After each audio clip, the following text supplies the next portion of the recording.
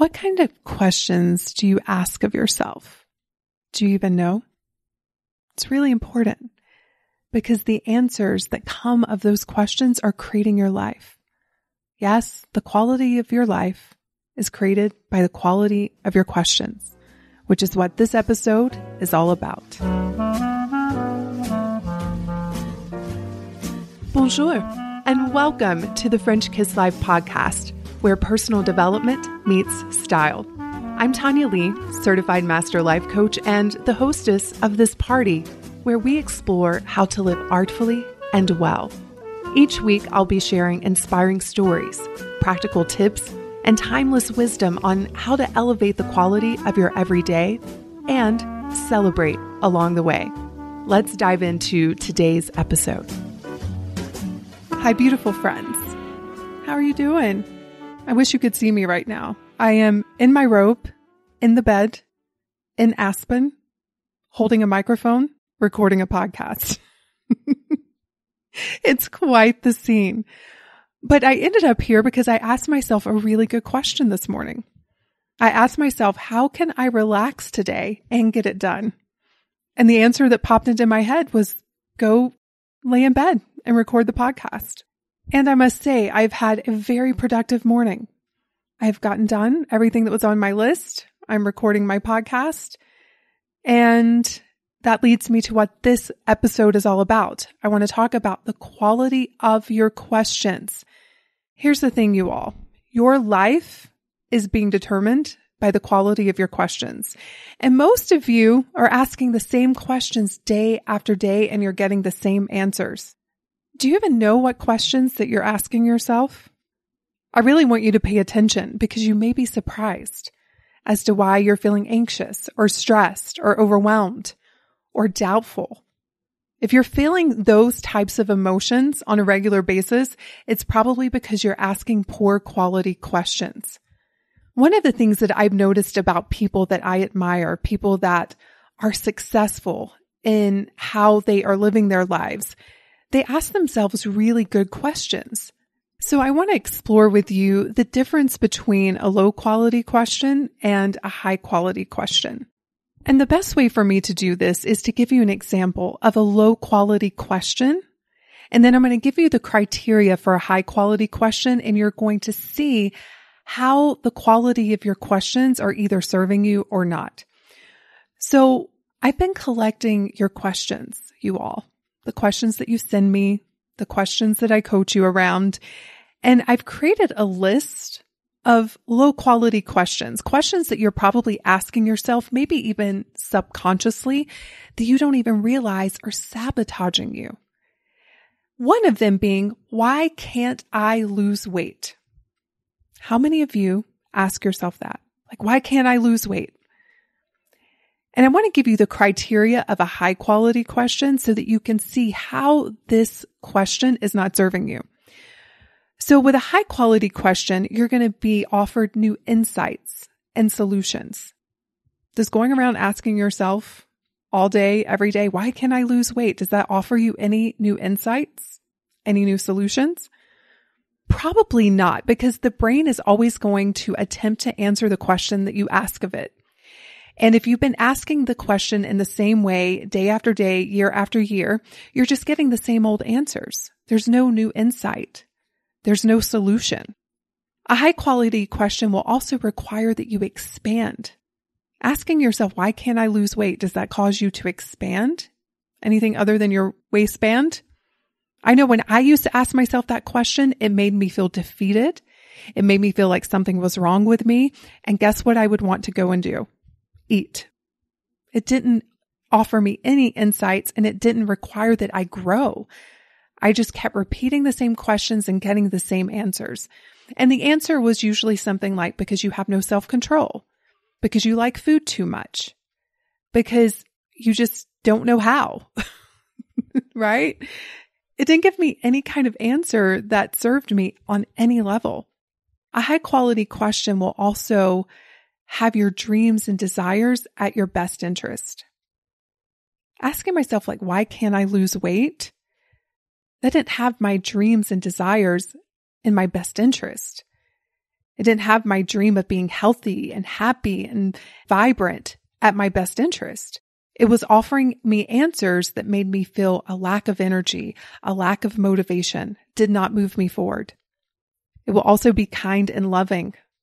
Walking around focusing on my inability to lose weight was not kind and loving.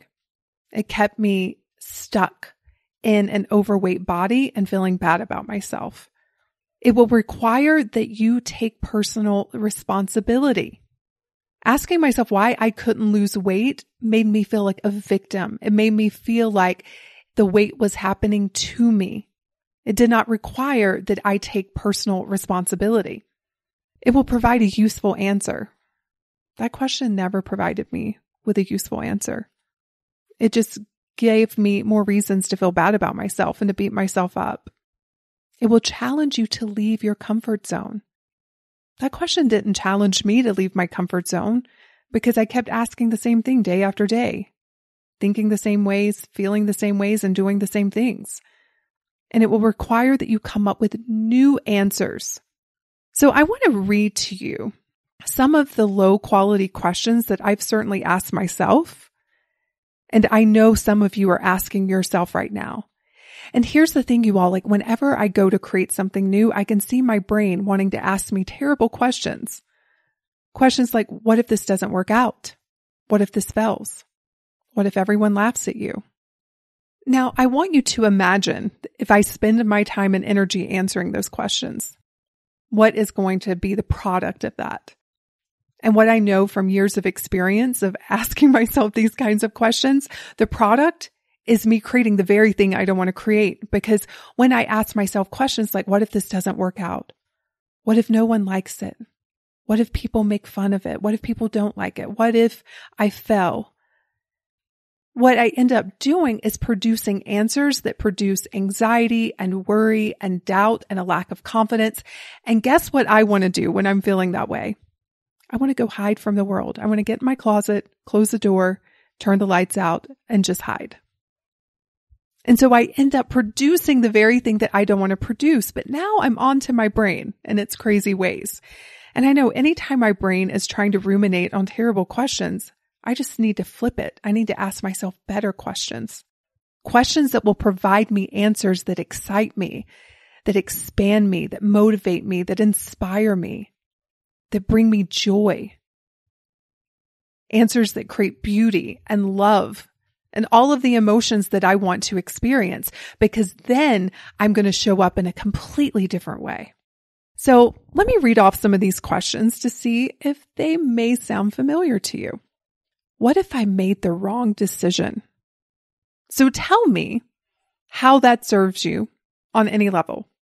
You've made a decision and now you're spending your time doubting that decision.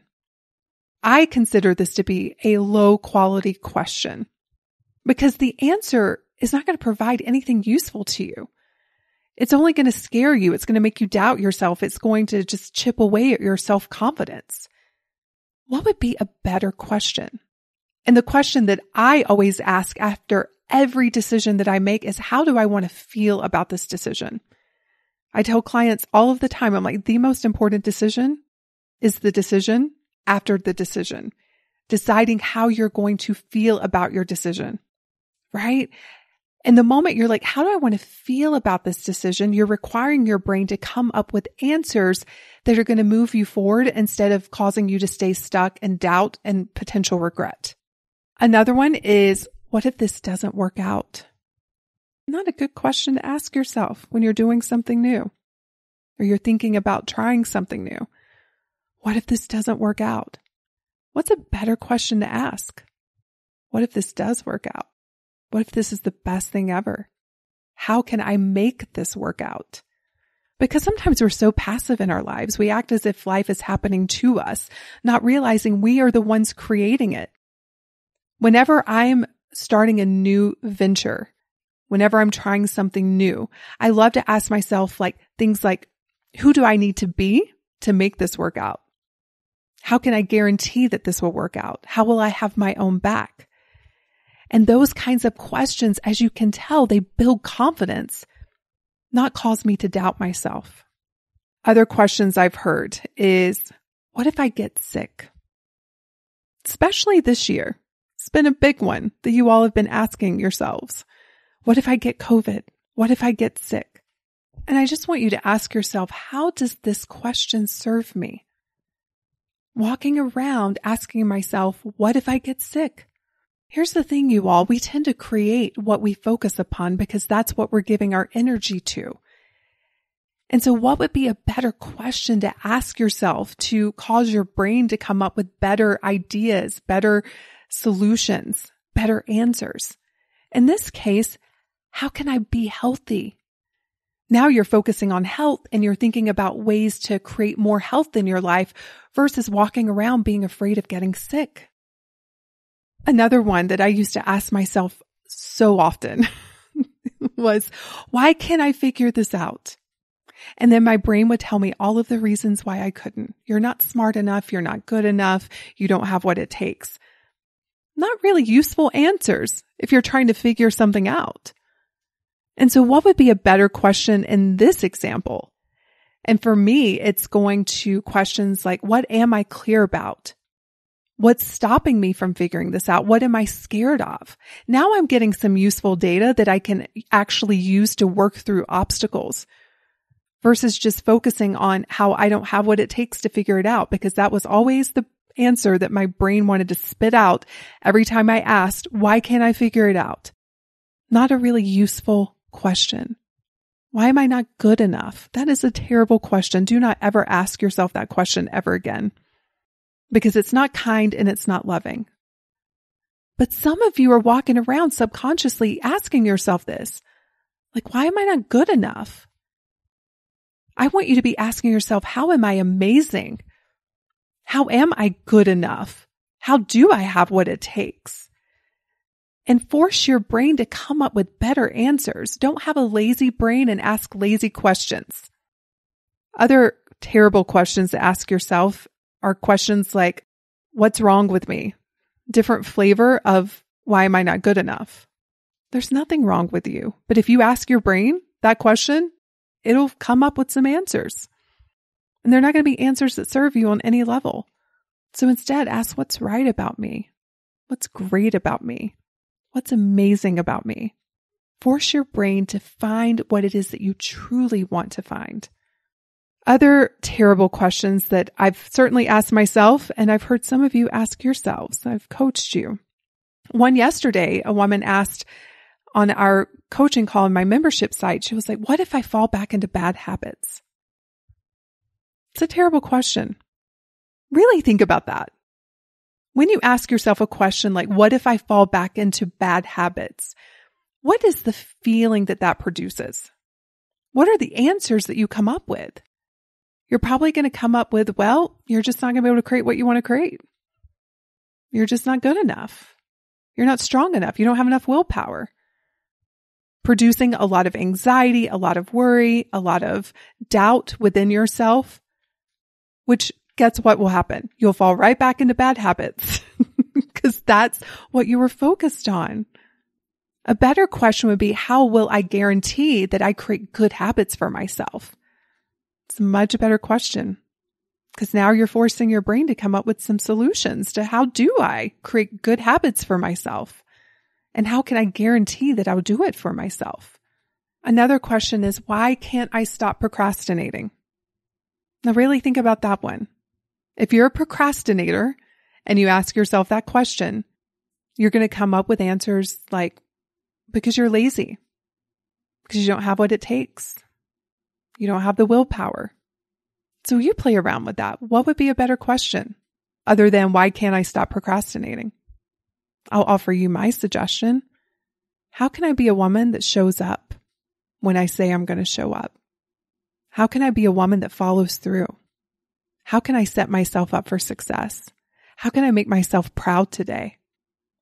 Those kinds of questions are going to offer you very different answers versus asking yourself, why can't I stop procrastinating? Another one is, why does this keep happening? It might keep happening because you keep asking yourself why it keeps happening. You keep expecting it to happen because you've had some things happen in the past and now that's what you're focused upon. And now you're in this loop in your brain thinking things are going to happen, bad things are going to happen. Why does this keep happening? It's not a good question to ask yourself. Versus, what do I want to happen? What am I excited about happening? Energetically, you're shaking yourself up and you're getting yourself to a higher energetic state. Because all of this is about energy, right? There are certain questions that you can ask yourself that scares you, that causes you to have doubt, that wreaks havoc on your self-confidence. And so energetically, you become a match for circumstances to match how you're feeling. And then there are certain types of questions that you can ask yourself that excite you, that give you confidence, that motivate you. And when you start asking yourself more of those questions, you're going to start creating very different results for yourself. Another question, and I hear this one so often, is why is this so hard? And the moment you proclaim something as hard, it will be your experience. It will be hard. And your brain's going to come up with all of the reasons why it has to be so hard. But a better question is, how can I make this easier? How can this be easy? And now all of a sudden your brain's having to look for new evidence of what you're asking from it.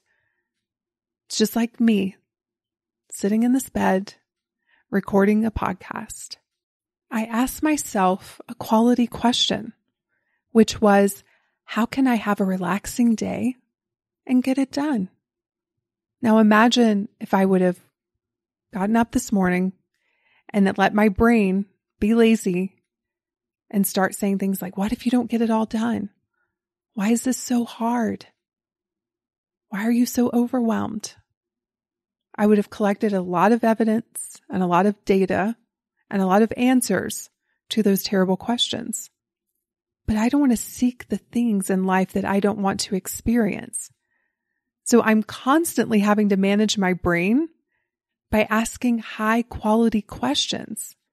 And for whatever reason, our brain always wants to go to the familiar, to the questions that will cause us to stay in the cave, to stay small. Our brain quite innocently tries to scare us. In fact, anytime I go and try something new, or I make a big life decision, or I decide to create something new, my brain instantly wants to ask questions like, what if this doesn't work out? What if people hate it?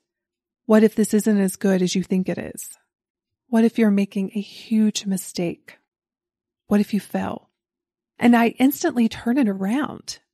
In fact, right now I'm creating something that I am so excited about, and I'm going to be announcing it in the next few weeks. But in this process, I've had to really manage my brain because it's been asking terrible questions, and I instantly just turn it around.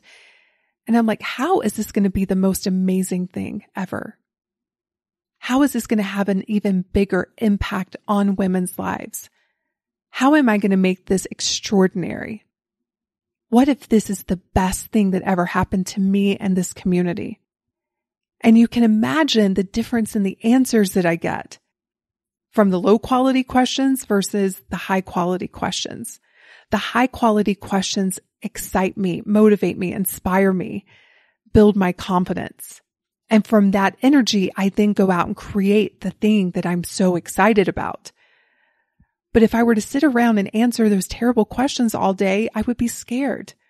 I would be full of doubt. I would slow myself down if I showed up at all. And that's the thing with poor quality questions. They keep you stuck. They keep you anxious. They keep you overwhelmed. They keep you in the known. And you've probably heard me say this on the podcast if you've been listening for any amount of time. Anything you want and don't yet have is going to require that you step into the mystery of life, into the unknown. And that's why asking yourself high quality questions will give you the courage to do that. Because high quality questions are going to inspire high quality emotions and high quality actions. It's going to move your life forward. It's going to give you that new insight. It's going to build your confidence. And so if you're someone that's experiencing overwhelm, anxiety, If you feel like you're stuck in your life, I just want you to pay attention to the questions that you're asking of yourself and begin to ask yourself better quality questions that will give you new answers, that will inspire new action, and over time will create new results in your life. It is time for J'adore, the part of the show where I get to share something that I love with you. And since I'm traveling, I'm actually in Aspen for 2 weeks. This is a place that I come every summer. It's one of my favorite places in the States. And I know that Aspen is known for its wintertime activities, but I think Aspen is its best during the summer. It's so beautiful here. But I am traveling, and so I was sitting here looking around. I'm like, what am I going to share that I haven't shared before? I've told you about my favorite luggage. I've told you about my makeup organizer that I travel with. I've told you about my travel steamer. And then I looked over and I saw this shirt that I've been wearing almost every day. And I realized how much I love this shirt. And I love it because it's elegant, it's classic, it's versatile, and it's simple, which allows me to be able to use it in many different ways. It's a shirt I bought at the beginning of the season for the summer. It's an oversized linen shirt. And so I love linen because it's a natural fiber and it's very breathable. But I can wear this shirt in so many different ways. I can wear it long since it's oversized as a cover up down by the pool, or I can tie it up, button it up, and I can wear it with a pair of jeans or a skirt. It has many different uses, which to me makes for the best investments, the best pieces in my wardrobe. So if you want to see this linen shirt that I'm bragging about, that I'm so glad that I invested in, head over to FrenchKissLife.com/linen shirt. And until next time, my friends, go out there and French kiss life. Cheers. If you enjoyed this episode and you want to dive even deeper into the French kiss lifestyle, let's start with a makeover, a mindset makeover. You can download my free training, The 3 Mindset Makeovers Every Woman Needs, by visiting FrenchKissLife.com/mindset. Because after all, mindset is the new black.